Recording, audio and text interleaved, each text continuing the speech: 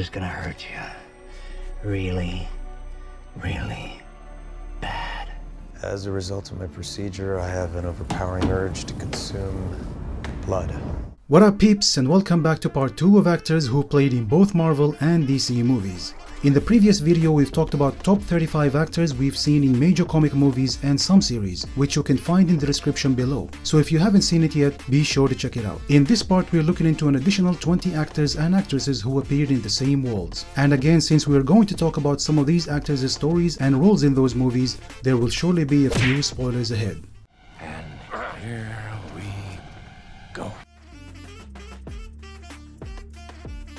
The first name we have is Adewale Akinnuoye-Agbaje, a great actor known for a number of action and drama movies. In the comic world, Adewale first appeared in MCU's Thor: The Dark World as the Dark Elf Algrim or Curse, who was Malekith's right hand sent to Asgard in order to weaken its defenses from within, allowing the Dark Elves to attack the realm with little resistance. Adewale's second comic movie appearance was in 2016's Suicide Squad, where he played Killer Croc in the DC Extended Universe.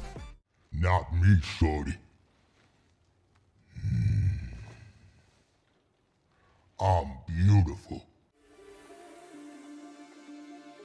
Second on our list is Barga, a fantastic actress also known for a number of amazing films and shows. She first played the role of Cecilia Reyes in Marvel's The New Mutants, who was an agent of Essex Corp working to slowly recruit the main characters into the organization. Her latest DC comic movie appearance was in 2021's The Suicide Squad, playing Sol Soria, the leader of the resistance in Corto Maltese.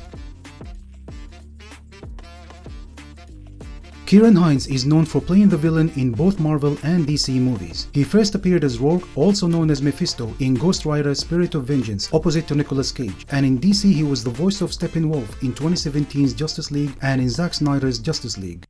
No protectors here. No lanterns. No Kryptonian.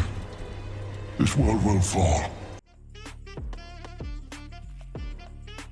In my previous video I gave an example of Ben Affleck as an actor who redeemed himself after a bad comic movie. But for an actor with 2 bad comic movies, this time we have Jared Leto, who played a protagonist and a villain in Marvel and DC. His first appearance was as the Joker in 2016's Suicide Squad, where he was a secondary villain in the film's plot, and his portrayal was badly received due to his character being ridiculously far from its source in both the personality and appearance. To this handsome hunka. Jared played the same character again in Zack Snyder's Justice League in the Nightmare sequence, being a part of Batman's team going against Darkseid and Superman. Although his appearance was slightly better, but that wasn't necessarily redeeming to his unconvincing portrayal. He then moved to Marvel recently to star in one of the worst comic movies to date, Morbius, where he played a scientist with a rare blood disease who was working his entire life to develop a cure, leading him to mix his blood with the DNA of bats, and his supposed cure eventually turns him into a vampire. To be fair, however, the problem in this movie this time was with the rushed storyline itself, and not in Leto's performance, as he wasn't given much to work with in the first place, and I highlighted the main aspects of that movie in my Morbius review video, which you can also find in the description box. There is no question that Jared is a magnificent talent, but we can mostly agree so far that comic movies aren't necessarily his best field. The late Michael Clarke Duncan is one of the phenomenal actors who has given us spectacular works of action, drama, as well as comedy movies. In the comic movie world, Michael made his first appearance as the Kingpin Wilson Fisk in 2003 Daredevil. Nobody's innocent. Nobody. On the DC side, he provided the voice of Kilowog, the protector of Sector 674, and Hal Jordan's trainer in Green Lantern. Remember your enemy. He's not gonna play fair. Zoe Kravitz is a familiar personality in the comic world, as she is known for her role as Catwoman in the latest Matt Reeves' adaptation of The Batman. And interestingly, or even ironically, she also voiced Catwoman in the Lego Batman movie. But before that, she appeared in Marvel's X-Men First Class as Angel Salvador. And she also voiced Mary Jane in Spider-Man Into the Spider-Verse. Colin Farrell is one actor with a great range of movies that he starred in. In comic films, he played Bullseye in Marvel's 2003 Daredevil, who was hired and sent by the Kingpin to kill Daredevil. Bullseye, huh? And in DC, he recently made his most significant transformation as Oswald Cobblepot's Penguin in Matt Reeves' The Batman, where he was almost unrecognizable with an outstanding performance that inspired an HBO spin-off series. Take it easy, sweetheart. Ben Mendelsohn first appeared in the comic world as Daggett in The Dark Knight Rises in the world of DC, where he was working with Bane to take over Wayne Enterprise until he got double-crossed by Bane as the latter had other plans. After that, Ben joined the MCU as the Skrull Talos in Captain Marvel and made a brief appearance as the same character in a post-credit scene of Spider-Man Far From Home. Andy Serkis graced our screens with spectacular varieties of works from writing, producing, directing, and acting in some memorable movies, and he made quite the contribution in the comic movie universe. In Marvel's world, he was known as Ulysses Klaue, the illegal vibranium smuggler making his profit after stealing the powerful substance from Wakanda. And he appeared in Avengers Age of Ultron, Black Panther, and voiced the same character in the series What If. In DC, he also appeared recently as Alfred next to Robert Pattinson in The Batman.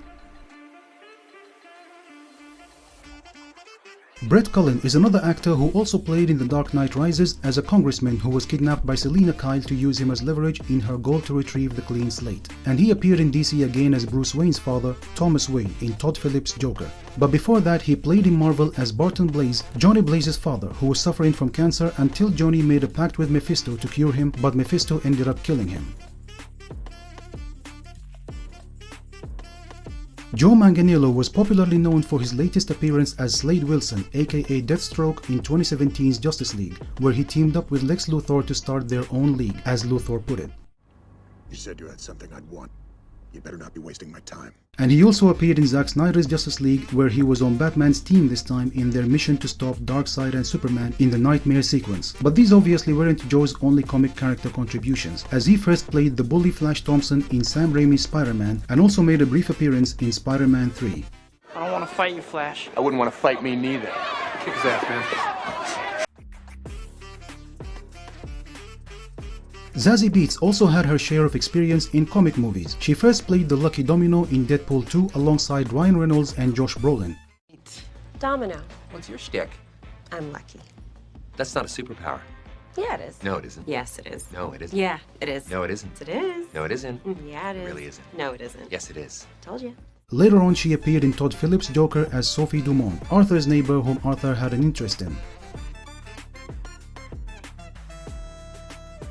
Barry Keoghan first appeared as Druig alongside a team of prominent actors in Marvel's Eternals, who were an immortal race of beings that lived on Earth and helped shape its history and civilizations. On the DC side, Barry was the last actor to appear as the Joker at the end of The Batman when the Riddler was imprisoned in Arkham. And he also appeared in a deleted scene from the same movie, which I believe was a good choice for that scene to be taken out, since Paul Dano made a phenomenal portrayal of the Riddler, and having the Joker included might have overshadowed that performance, as the audience would have focused more on the Joker's portrayal.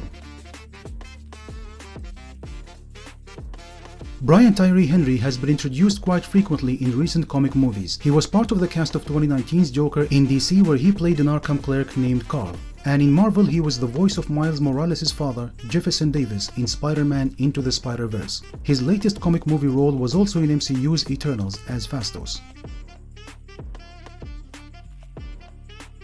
Wunmi Mosaku was in Batman v Superman as Kahina Ziri, one of the locals in an African village in Nairobi where Lex Luthor's men have killed its residents in order to blame the atrocity on Superman, and Lex Luthor paid Kahina to make a false statement in regards to the tragedy. Wunmi then moved to Marvel's Loki series to play Hunter B-15, a member of the Time Variance Authority or TVA organization that exists outside of time and space and monitors the timeline.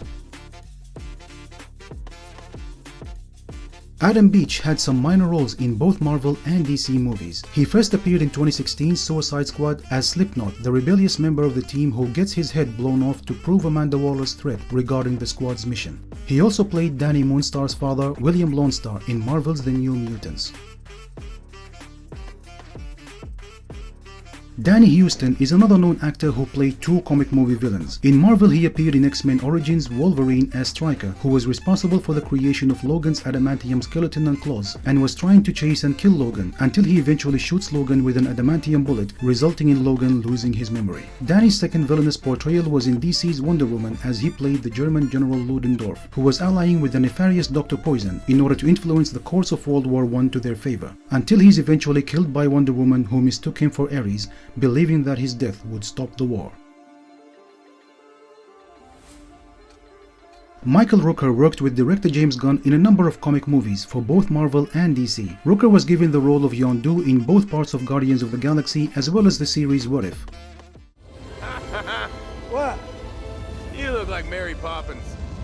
Is he cool? Hell yeah, he's cool. I'm Mary Poppins, y'all! And when James Gunn was brought to DC to direct The Suicide Squad, he brought Michael with him to give him a small but memorable role as Savant. Then we have Rachel Weisz, a very familiar face in a variety of movies, who made her first comic movie appearance in DC's Constantine as Angela Dodson next to Keanu Reeves. Her latest Marvel role was Melina, Natasha Romanoff's deep cover mother in Black Widow. Finally, we have Parker Posey, a familiar antagonistic personality in both Marvel and DC. Parker appeared in DC's Superman Returns in 2006 as Kitty Kowalski, Lex Luthor's assistant. Sounds great, Lex. But you're not a god. And in Marvel, she was Danica Talos in Blade Trinity, who was one of the leading members of her team that resurrected Dracula or Drake in order to obtain his similar characteristic as Blade in Being Daywalkers. I should have ripped his bleeding heart out when I had the chance.